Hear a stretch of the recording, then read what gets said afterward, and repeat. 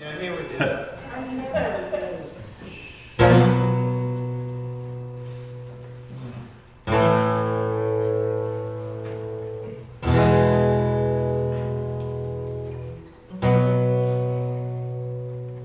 My mama told me when I was young, we are all born superstars. Rolled my hair, put my lipstick on, in a glass of her good wine. There's nothing wrong with loving who you are, she said, 'cause he made you perfect, baby. Hold your head up, girl, and you'll go far. Listen to me when I say I'm beautiful in my way, 'cause that makes no mistake. Come on, let baby, I was born this way. Don't hide yourself anywhere, just love yourself, girl said. I'm on the right track, baby, I was born this way. Give yourself prudence and love your friends, so they can rejoice your truth. The religion of the insecure, I must free myself, respect my youth. A different lover is not a sin, believe capital H-I-M. Hey, hey, hey.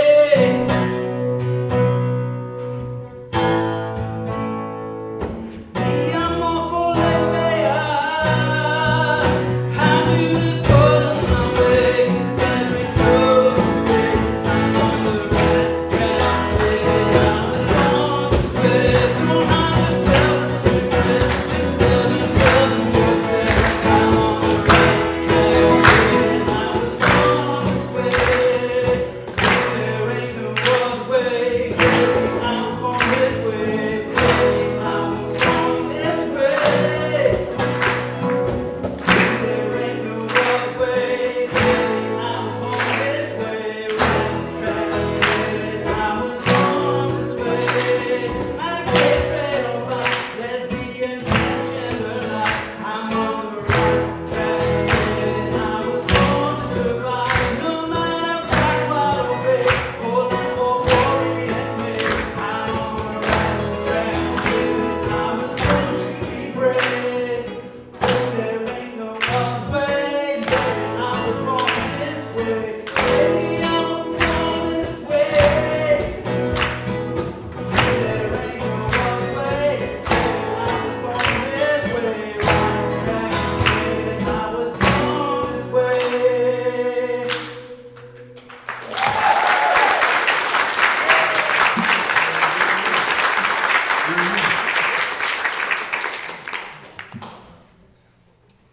Thank you, music team. And thank you all for being here. Welcome to this gathering hosted by the Unitarian Universalist Church of Bowling Green. Whether you are here in person or online, we are so glad you are joining with us. My name is John Foreman. I'm your service associate today. And since we have all made it to this moment, we're here. Whatever you did to get here, you're here now. Yes. Let's attempt as best we can to be fully present.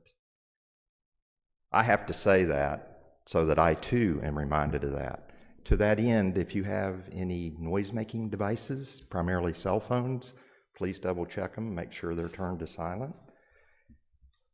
Let's learn from each other today.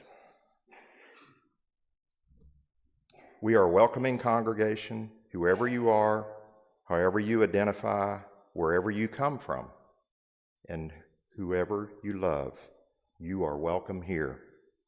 Our Sunday services are different each week so that we can honor and learn from a wide array of traditions and beliefs. Today, our speaker is Dr. Craig Losekamp. I will give you a little more information bio about him in a few minutes before he speaks. In the meantime, we will move on to lighting our chalice, and Jana Ray's going to help me with that. For Unitarian Universalists, the flaming chalice is a symbol of the light of learning and the love of our community.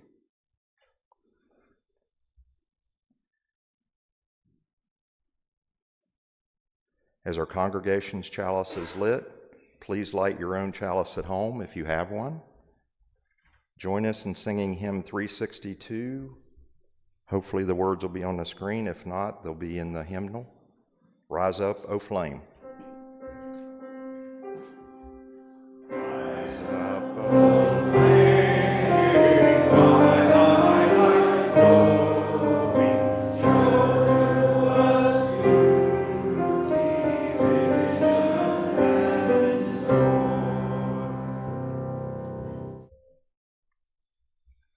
Our opening words will be done by Deanie Oliva.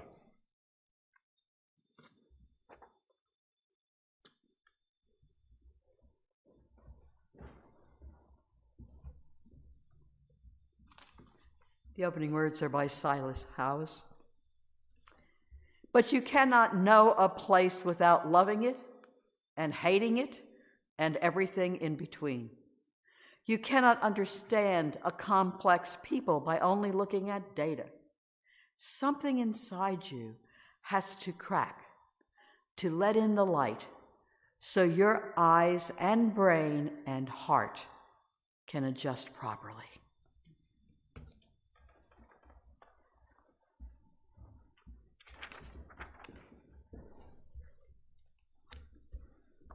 And we'll now have music. Standing on the side of love, and we can all participate in this. Should be the teal hymnal, 1014, and the words will be on the screen as well. Please stand as you're willing and able, and join in.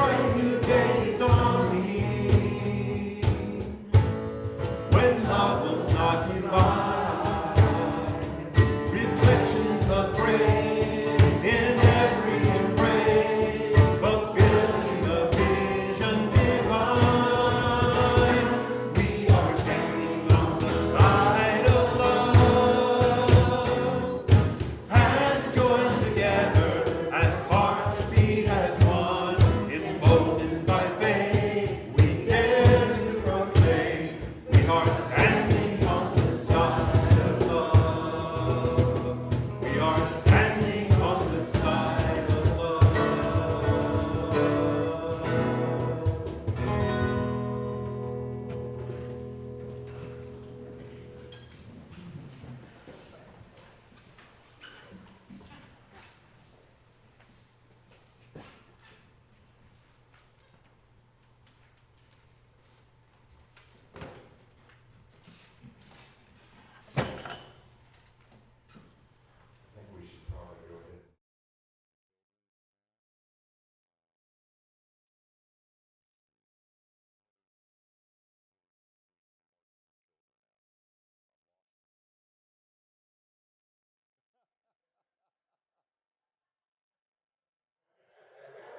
Okay.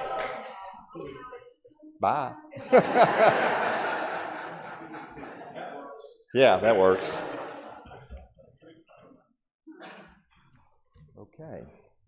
So now that I've been thrown myself off track, we will have a few moments of meditation, reflection, and prayer. The singing bowl will lead us into the silence. After the silence, you're invited to join in the song Spirit of Life. The words will be on the screen.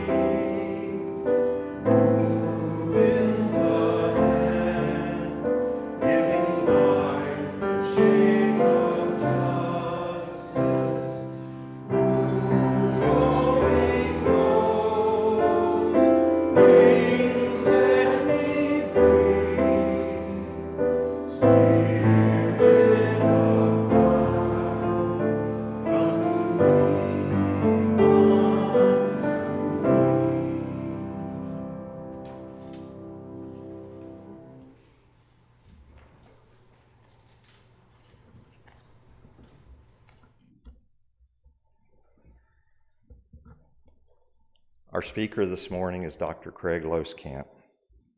He's a board-certified family physician who has practiced in Bowling Green for the last 20 years. He has a bachelor's degree in biology from the University of Chicago and attended Rush Medical College in Chicago for medical school.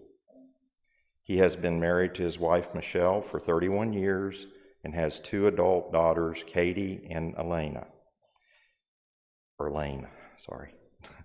He is passionate about caring for the LGBTQ community and developed the first and only LGBTQ clinical in South Central Kentucky.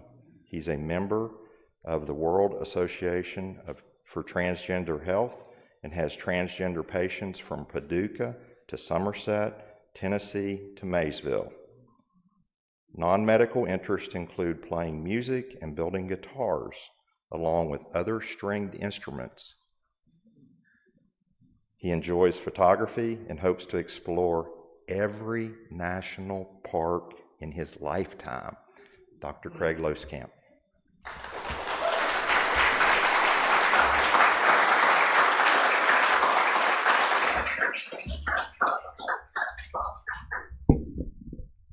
Thank you all for having me here. I was very touched by having the invitation to come here. The last time I was invited to go somewhere to speak on behalf of the LGBTQ community was when I went to the House and the Senate to testify this spring against SB 150. It's a little more friendly of an environment. So I do really appreciate that. And I do appreciate the friendly faces that I know that came in just to see me. I'm very touched by that. It helps sort of make me feel a little more at home because I've not been here before. I very much appreciate the song this morning that let us in with Lady Gaga's Born This Way. She's very near and dear to the community. So I'm a little monster, as it were. So I'm also a Swiftie, too. So anyway, before I start into what I'm going to say, I just wanted to have a moment just for us to reflect on the terrible despair that's been inflicted upon so many on this planet right now, whether they're in the Middle East, in Europe, Africa, and even here in our own communities. So just think on that for a second and try to figure out if there's any role for us to play in that.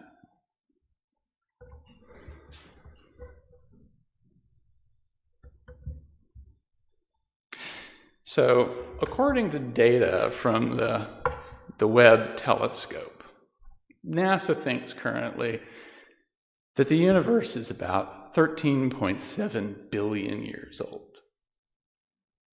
This planet has been here for a while, and life has been on it for about 3.7 billion years. According to the CDC, the average lifespan is about 77 years for Americans. A little more for women, a little less for guys. So if you calculate that out, if you look at what your percentage of existence is on this planet, it's very, very small. And for those who are interested, I've calculated it out for you. So, So if you're just thinking about the time for life on Earth, your percentage, if you live to be an average lifespan, is 0.0000021%. And if you think about, as the future goes on, if time is infinite, we don't know. That number gets smaller and smaller and smaller. And if you think about it in comparison to the dawn of the universe, that number is even smaller. So currently up to now, it's 0.0000006% of the existence of everything. Statistically, you never happened. You are not here. This is all such a brief blip in eternity. It doesn't matter. But is that true? Flip that on its head. You are here. You do exist. You do matter. For that one brief moment in the universe, you're here, and we're here together. My job as a physician is very generally, I'm trying to maximize that time, your percentage of existence, and I'm trying to maximize the quality of that life that you have. It'll be different for different people. You know, some people have different values from others, and that's good, but it's my job to kind of help them on their way so that their life means the most that it has to them. And in particular, I feel that my niche is to help those in the LGBTQ community have as much of a chance to have a full, long, beautiful life, and they feel fulfilled. That's why I do this. And if anybody ever wants my assistance in that, I'm always happy to help. So many people in the transgender community really feel a lot of barriers to care, that not only do they not necessarily feel comfortable around physicians, but that receptionists, that clerk, person answering the phone, may not be very compassionate to them, may not be understanding. It's so important to have a clinic where from start to finish, those people, everybody is welcome. And I'm very proud right now that my staff, Brandy Janae and Nicole Hendricks, are here with me today. They really make my practice work. Without them, I'm just some person in an office struggling to get things by. But being that welcoming person, being that person who values the individual, regardless of who they are, that really is so much to me. And it's so much to the patients. So we talk about gender dysphoria and gender incongruence. You know, somebody, their physical form may not really match up to who they are upstairs. We're all different. We all experience that in different ways. A lot of cis people, they don't experience that particular kind of dilemma or dysphoria. Doesn't mean it doesn't exist for others who do. And so often, when there's an experience that we don't understand, we have no basis of understanding, we have to rely on compassion, because otherwise, that's where you get hatred, bigotry, dismissing other people's life experiences. Those life experiences are valid. They are that person's life. So I had a good friend of mine, I was, talking about what's it like to have dysphoria. And so a way it was described was, imagine you're about 10 years old and you had a dog. That dog's about 5 years old. Had that dog much of your life. You loved that dog and you played with that dog every day. You'd sleep with it. You'd step on its dog toys and trip over. And then that dog died a week ago. That hole in the stomach, that emptiness, that's what that feeling's like. And it doesn't relate to that dog, of course. It relates to that gender, that mismatch between what's up here and what's elsewhere, the physical part of you. And then kind of think about it as if that feeling never goes away, ever.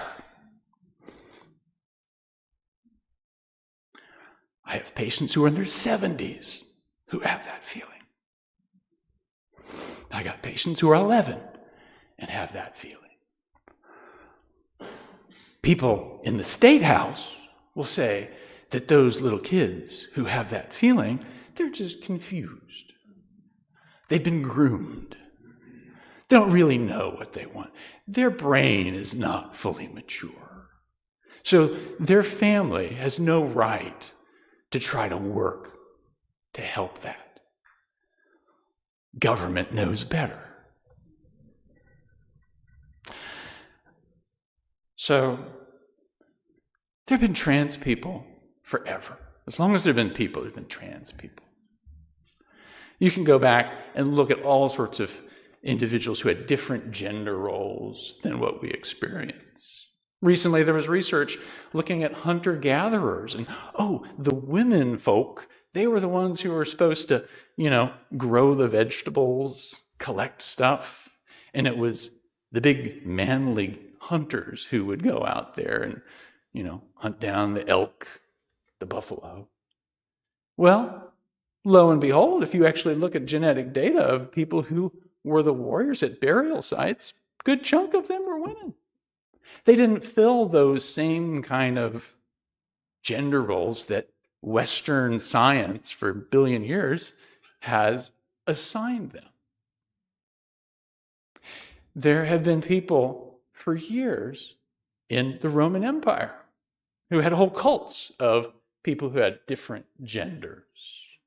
There are people buried at Viking gravesites dressed up as full warriors, swords, armor, XX chromosomes. We've been taught that those are guys' roles, those are girls' roles, and they shouldn't mingle. And that's just wrong. It's wrong. It's not a reflection of the way the reality is. And when people are sort of viewed as not in the right role for them, they're considered lesser. They're not right. You know, that person who you insist on thinking is a boy wearing makeup, that's a woman. She's wearing makeup. You don't have the right to override somebody else's lived life experience. So, you know, people think about civilization. You know, what is a civilization? Some people might say, hey, it's something that has art, governance, music. I think those are all nice, but I think if you really boil it down to what is really a meaningful definition of civilization, it's going to be a group of people who look out for one another's mutual benefit. And people very frequently will talk about how do you judge a good civilization? Well, isn't it how you treat the least of your members? And do we sometimes in this society here treat LGBTQ people as lesser? Well, you better treat them pretty darn nice if you're going to have a worthwhile civilization. So, when we think about the trans experience, I'm going to give you some interesting statistics to that.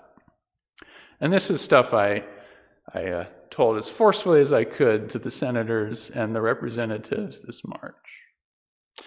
8% of trans people are kicked out of their homes because they're trans. 10% of trans people were subject to violence from family members, not from somebody in some random bathroom that didn't like them there. Mom, dad, brother. 17% of trans kids leave school because of mistreatment. I have a lot of my patients, they're just homeschooled. Got some who's, school's not a thing. That's not right. Education is so important for advancement of an individual. If you rob some kid of a proper education, you're robbing a lot of their future potential. And that's just anathema to me. I have more degrees than I need. So it's just one of those things that why should we put somebody at a disability because they're different, because you don't understand them? 10% of transgender people have run away from home. 40% of transgender people have attempted suicide in their lifetime. That's 9 times the rate of the general population. And then specifically that affects me in my life and what I do, 33% of them have had a very negative experience with the healthcare field. And that's for something where you have medical things that you need. You know, I have a person who needs estrogen, spironolactone. You might need testosterone. And if you can't have access to that for somebody you trust, that is a major obstacle in your life and your pursuit of happiness. Another interesting tidbit of statistics, only about 3% of Kentuckians actually care deeply about transgender issues. Most people don't care. Most people, it's just low on their totem pole of things that they are concerned about. But 2% of those people are anti-trans, deeply. 1% are pro. And so those people on the fringe who really, vote in certain ways, create trends in our politicians so that there's this uneven, disproportionate amount of people who are anti-trans in government. So for something that most people would just let slide, there are people in our government who put laws up to interfere with how people can live their lives, how you can raise your children. And then, often people in that same government will say, oh, you shouldn't do it because people get regret about transitioning. You know how many percentages of people regret transgender surgery? 1%. About half of that is major regret. Most people, it's the best thing that ever happened to them. I always love to think about how we are as Americans with our American values. That we have very strong senses of them, as long as it's a certain type. So important in America is bravery. Land of the brave. Ain't nobody braver than a transgender person.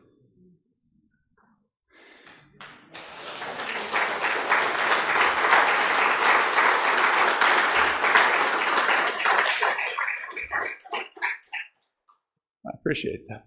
I do. You know, bravery, for it to exist, you have to be scared. If there's no fear, if there's no terror, you're not brave, you have bravado. It doesn't mean anything. The more terrified you are, and the more you are able to confront that and override it, the braver you are. That's what bravery is.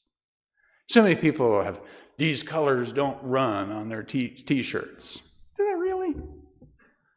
You know, how about that 14-year-old, for the first time, goes out, full makeup, skirt, everybody, you know, that boy's a sissy. You know, that's a person who is amazingly brave to live their life as they experience it. We love liberty and freedom, as long as it's the right kind of liberty and freedom. You know, what is more free than living your gender as you experience it? Not much more in my book.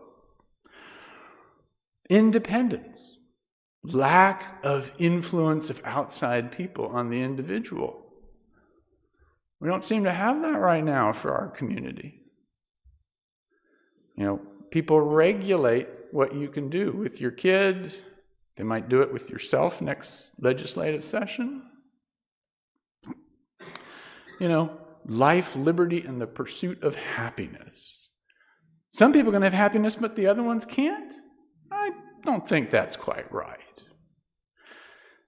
Big thing in the news these days, parental rights. You know, I don't want, you know, those books on sex and gender in my library. So we're going to get rid of all those things in the library because I'm uncomfortable with it. It's my parents' rights. And then the flip side is, my child's a transgender child, and she needs to have access to hormones. She needs to have access to being treated like a human being, have an ability to go to the bathroom in a comfortable way. So, whose parental rights weighs more importantly than the others? They're all important. But when you impact other people, you should be very much considerate of your rights and how they impact other people's rights. So if you have a kid and you don't like those books that are in the school library, talk to your kid. Interact with your kid.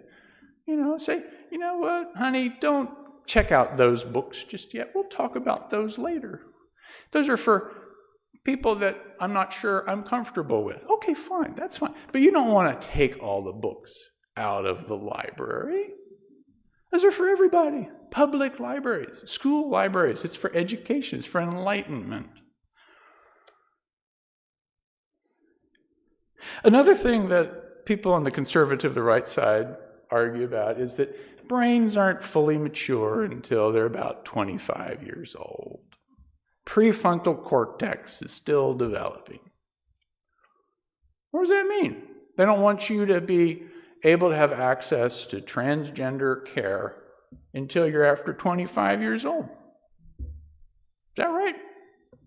There's actually going to be some legislation introduced this coming session, most likely, that will ban transgender health care for people under 25.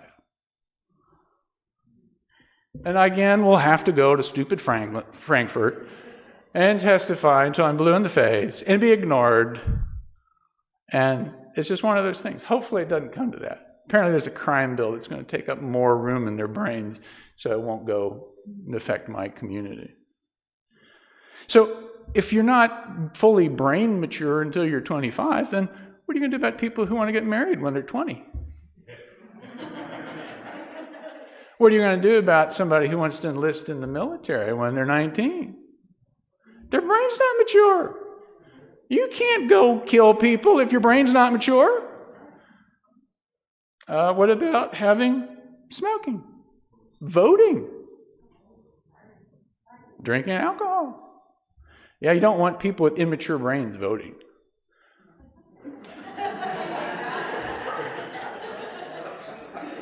So, and the other thing I've realized about me in my own life is my brain's never been the same way from one year to the next throughout my entire life. I am not the same person that I was when I was 20, 23, 30, 40. If my current brain had to play Trivial Pursuit with my 19-year-old brain, my 30-year-old brain or my 55-year-old brain is getting toast. So much slower. Jeopardy was so much easier years ago, buzzing in on those things. And I'd be like, I'll wake up at 4 a.m. thinking, oh yeah, it was the Magna Carta. What is the Magna Carta? That was the question. You know, things slow down, things change. I have a mother who is 84. She's got very little cognitive skills left. You know, she needs help. She doesn't remember who my dad is sometimes. Brains are always changing. You have to be able to treat those people compassionately. You have to understand where they are as they are. So going back to State Bill 150, that I had so much fun protesting, it was interesting. You know, we had a half hour to testify, and so we had to squeeze in as many of our words as possible. The room in Frankfurt was packed with transgender folks and allies, parents with their transgender kids, full. More than standing room only. They had to have a whole other room just for the people who were anti-SB 150. And then, when you think about it, who signed up to testify on behalf of State Bill 150? One person came from Kentucky. Everybody else came from out of state. Most of them were paid for their testimony. There's one person who, very tragic case, had been misdiagnosed and underwent some surgeries for gender reassignment too early in their life. It wasn't that the whole process of transgender care is wrong. The process for the care of that patient was wrong. So that person goes on the circuit, they're from Minnesota, and they testify in one state house to another, saying that, kids can't be trusted, parents can't be trusted because it hurts kids when you engage in gender-affirming healthcare. So there will always be people hurt by medicine. I can write a prescription for an antibiotic that kills you. You can have an anaphylactic reaction and you're just dead. Or I could give you an antibiotic and you'll get some terrible intestinal complication and you'll be in the hospital for 3 weeks. That's why medical school is 4 years long and why you have 3 years of residency at the very least. It's not easy. There's complications. People have to be taught, these are the potential complications of this therapy. This is what we hope to happen. This is what can happen. You have to be upfront with it all. Everything has consequences. And when you don't allow somebody to engage in figuring out what the consequences are, good or bad for them, you have robbed them of their rights. A family should be able to come in and say, you know what? Our daughter here has known she's been a girl ever since she was 4 years old. She would explain to us, no, Mommy, I'm a girl, and would wear blankets on her head to make it look like long hair, wear mommy shoes around the house, put on lipstick, fingernail polish. And now, over the years, that kid has always been that same way. And now they're 11, puberty's about to hit. worried about those secondary sex characteristics, growth spurts, facial hair, body hair, all these things that terrify young transgender people.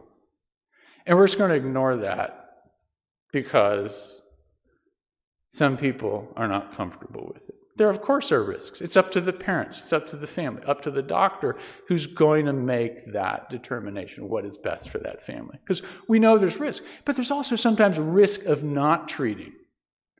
The number of kids I've had who are trans, who've tried to commit suicide is huge. Number of kids who've been in the hospital for psychiatric problems related to this, it's significant. Most of my kids who are under 18 have had a hospitalization. And the other sad thing is that most of the time, transgender health care for adolescents and kids doesn't even need medicine. You just need to have a safe place, somebody to talk to. Get a therapist involved, get a psychiatrist involved. Make sure that that kid is as well taken care of and enabled to live their life. And then maybe later on, maybe there will be that time where they can initiate therapy. But it's a process, and it needs to be a process that goes on between the doctor and the family. So what does SB 150 do? Well, it keeps me from treating any trans kids under 18. I would lose my license. I would be liable legally for any damages for the next 30 years. So, can't do it. I don't feel like losing my license. I have a whole lot of good I could do with it. So, what do we do in our clinic? Well, we spent months scrambling to try to help people find ways to get out of state for their care. Some families just moved away. What can you do? If your kid's not going to have access to care, you got to move somewhere else. A lot of them have to go to Illinois, some go to Ohio. And we help facilitate that. Now, the whole thing's in litigation right now, and who knows what will happen with it. But for now, it stands. And so there's no transgender health care as far as medication or hormones for anybody under age 18 currently. There's other things that Senate Bill 150 does. It's the whole thing that they have to use the bathroom that is of their biologic assigned at birth sex. And a lot of kids aren't comfortable with that. They may have to find a designated bathroom if they can at the school. Not all schools will have that. Maybe they use a faculty bathroom that they have to sort of figure out how to get to when they need to go. People who don't want to use their pronouns. Some people call it preferred pronouns versus pronouns. They're the pronouns. It's not the preferred pronouns. It's their pronouns. So they can be misgendered by any staff member. I've had that a lot with my patients. They don't want to go to school anymore because this gym teacher, refuses to use the proper pronoun for them.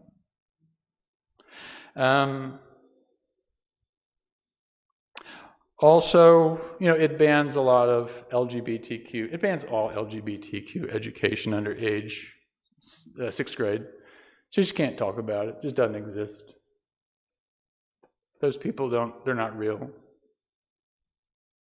And then the more diabolical thing about it all is school districts are actually free to make worse policies. The government was magnanimous in saying, individual school districts will allow you to make restrictions on policies, but these are the bare minimums. You can make them more draconian and more aggressive. We don't mind that, but you at least got to do these things of keeping kids in a place that they're not comfortable with.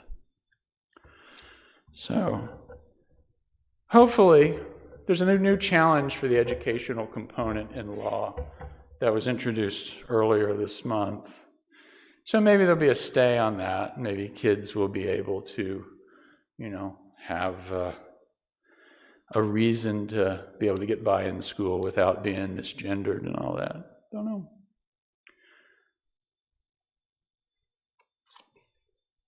There was one other thing I was thinking about with the whole issue with SB 150.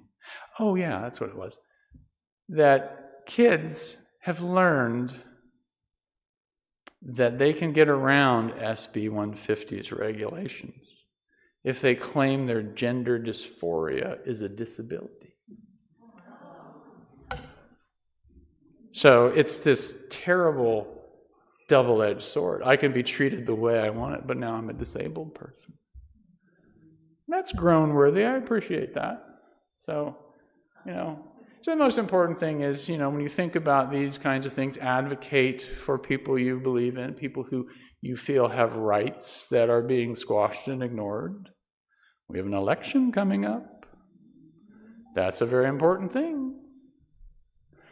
So I think that kind of summarizes a big, long summary of what I had to say. I would be very happy to welcome any questions, concerns, polite heckling. That all is fine by me. Yeah, River. Let us get a mic.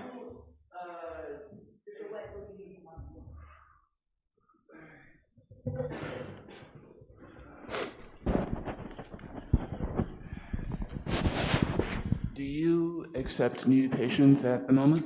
I sure do. Awesome. And when you call our phone number, I have a business card.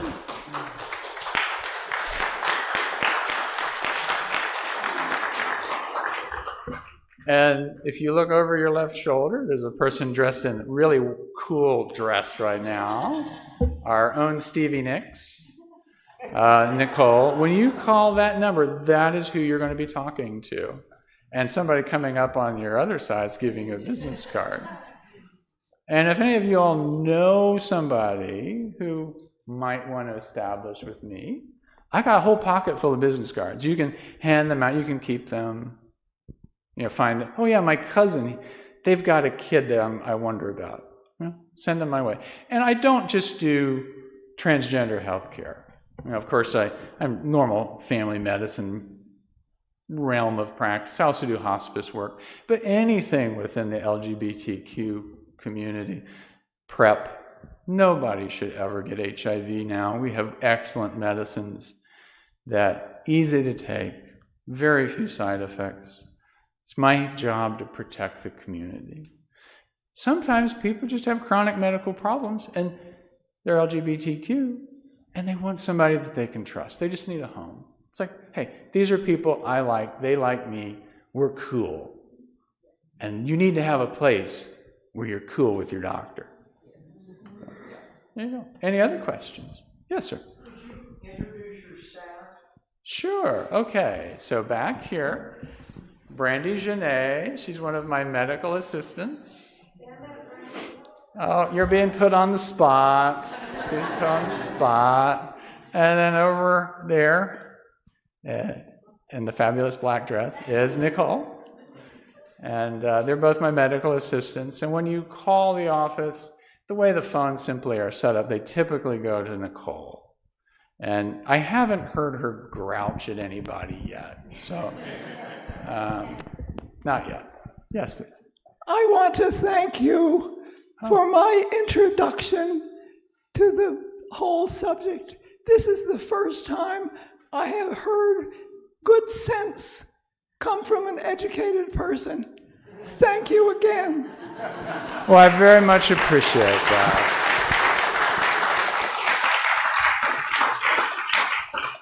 I very, very much appreciate that.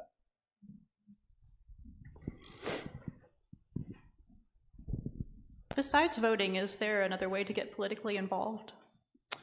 So I'm a member of the Fairness Campaign, and just as a plug, Fairness is holding its annual Pride next week, the 21st. For anybody who's interested, you can visit us at our booth. I'll be there. I'm one of the bigger sponsors. Yeah, we can just go around and say hello. Yeah. So, so I'm a member of Fairness Campaign. We specifically are lobbying for a fairness ordinance within Bowling Green. Because as it is right now, if you have a person who is renting an apartment and the landlord says, I don't like it because you're a lesbian, we're going to evict you, there's nothing stopping them. That's just the worst. So, Fairness Campaign. Kentuckians with the Commonwealth. They do a good job. Get out the vote. Hopefully everybody here is registered. We are past the registration deadline. But for you or anybody you know who has a registration to vote, go to the polls. There's early voting this year. They're adding more centers. And probably the most important thing, if you know anybody, enable them to vote. That, hey, bud, I hear your car's broken down. You can't get to the voting station. Do you want me to drive you? I'll take you over there. Or, you always forget. You're kind of distracted. Do you want me to call you on voting day and say, hey, did you vote yet? Talking to your boss saying, you know what? We need a little time to make sure we have a chance to vote today. There's so many different ways you can do it. But yeah, we need to do the get out the vote thing. That's very, very important. Anybody else? If I took that from anybody else, I apologize. Thank you so much for coming. And I just, and thank you for your question because that was really good. And that we also have open patience is also excellent. But I wanted to ask you, are you the only one?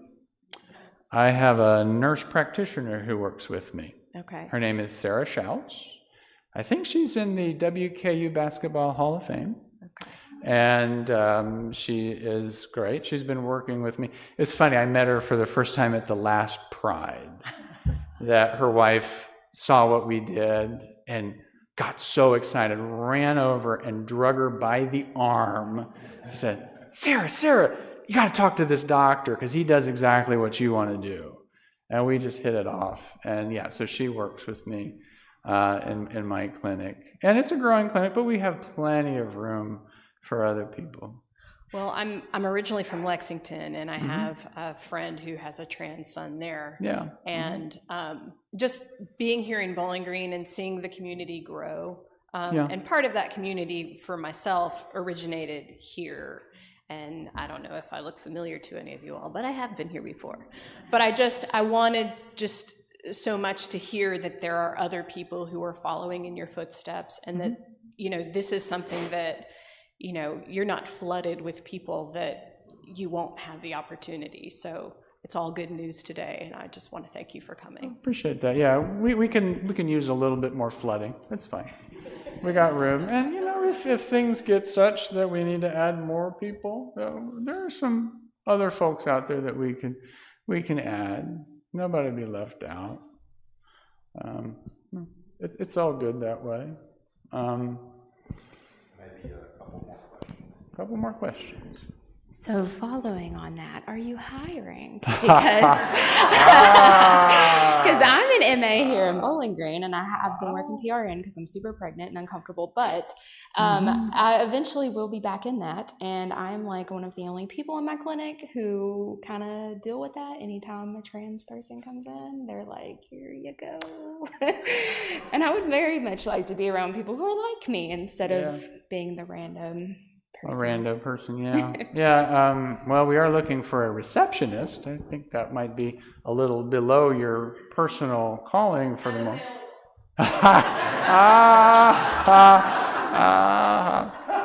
And it is possible that we will want to add another medical assistant. That one's to be seen, not quite sure just yet. I'm Kay. I'm a hospice nurse. Hey. We've worked together. I'm interested in being more open to LGBTQIA on the hospice end, more education and meeting the needs of the community so that whatever unique needs they have, we can be there for that too. Yeah, and hospice does such a good job caring for people.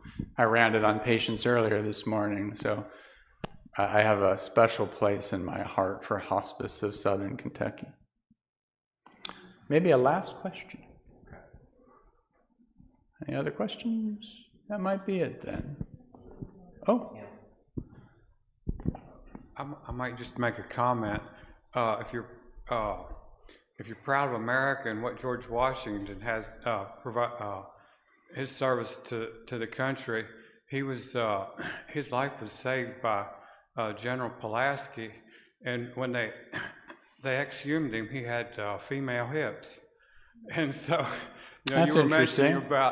You were mentioning about how transgenders have always been, in society. They have been, and have been in war, Mm-hmm. and so it's just an interesting bit of trivia.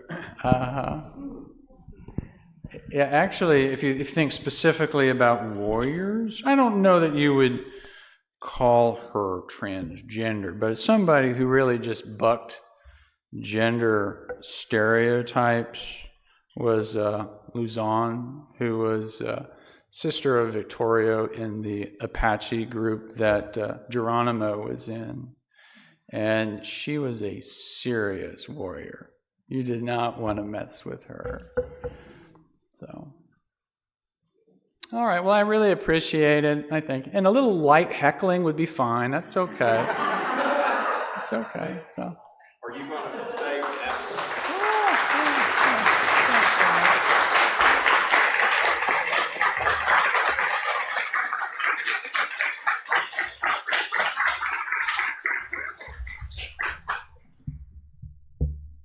Thank you very much. And you did say you're going to stay for a while afterwards. Okay, we need to allow him to eat and get something to drink, but you'll take some questions one-on-one after? Okay, so anybody that wants to do that.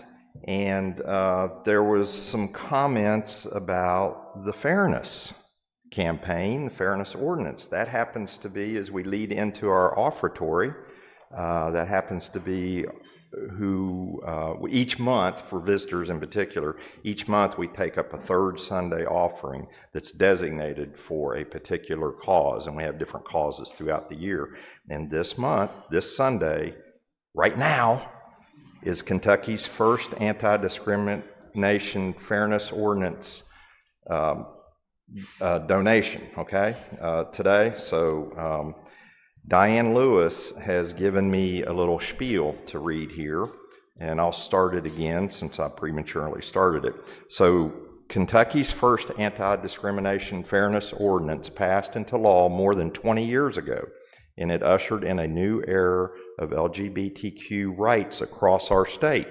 In July of that same year, Lexington activists' hard work paid off with their city's fairness ordinance, in Jefferson County, where Louisville is, later adopted its own in October. Now, 24 Kentucky municipalities and counting across the Commonwealth extend the same LGBTQ protections that Louisville and Lexington did in 1999. Unfortunately, the third largest city, Bowling Green, is not one of them. With your help, this campaign will be there every step of the way as new cities seek to advance LGBTQ civil rights, and will work to stop all efforts to thwart or repeal them. So the plate today will go to the State Fairness Group, and they will in turn direct some effort into the Bowling Green community. Please give as you are willing and able. If the money you're contributing today is your pledge, please make sure it's designated as such. Everything else will go toward the fairness campaign. And with that, I will be quiet and let our ushers do their thing and our musicians do their thing. Thank you.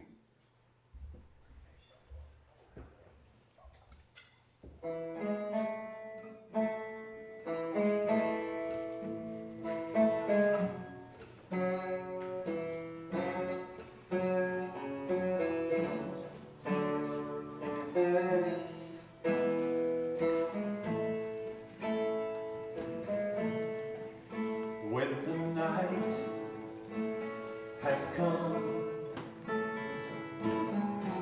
and the land is dark and the moon is the only sea. No, I won't be afraid. No, I won't be afraid. Just as long as you stand by me. So darling, darling, stand by me. Oh, stand by me. Sweet darling, won't you stand by me. When the sky that we look upon should tumble and fall, all the mountains should crumble to the sea. I won't cry, no, I won't shed a tear, just as long as you stand by me. So darling, darling, stand by me. Oh, stand by me. Sweet darling, won't you stand by me.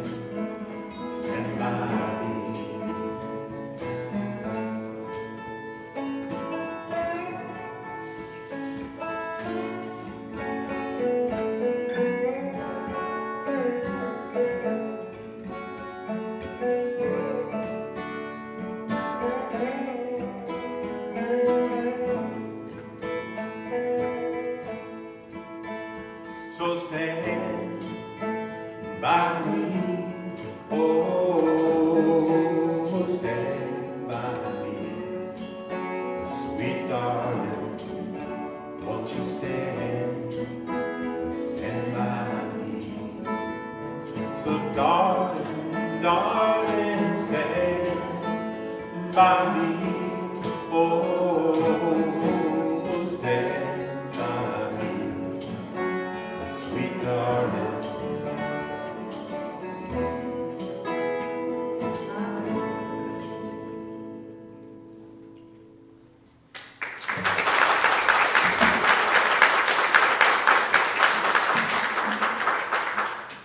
Thank you for that beautiful music and joining in. And we thank you for these gifts. May we use them wisely in the service of our congregation and our community. So, in the interest of time, we are going to dispense with a few of the items we would normally do, one of which is community news. If you would please check bulletin board, website, various announcements, stay informed. We do like to extend an invitation to learn about membership. If you have questions about Unitarian Universalism or about joining the congregation, please speak to someone on our membership team. We got anybody? Yes, we got hands up.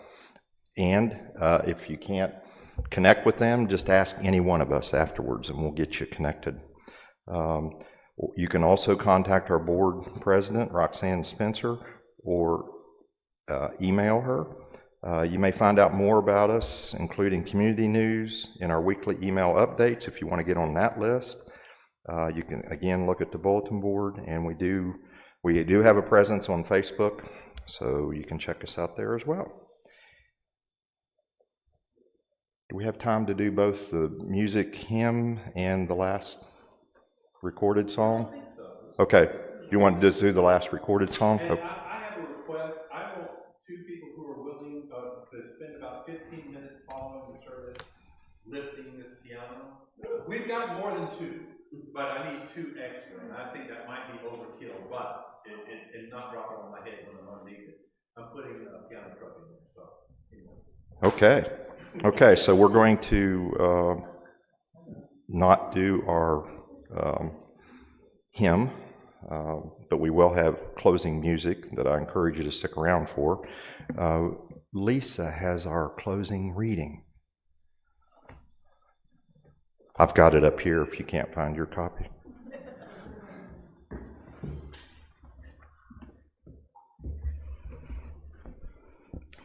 This is from Barbara Wells, our closing reading.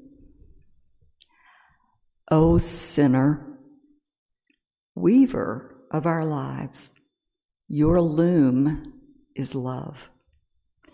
May we who are gathered here be empowered by that love to weave new patterns of truth and justice into a web of life that is strong, beautiful, and everlasting.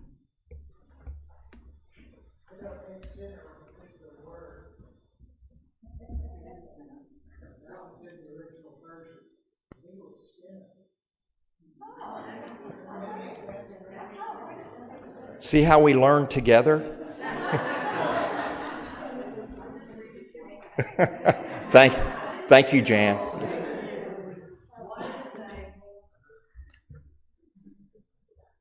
So now we will close the live stream, bid farewell to those of you who have joined us online. We hope you found this service meaningful, and we invite you to join us again.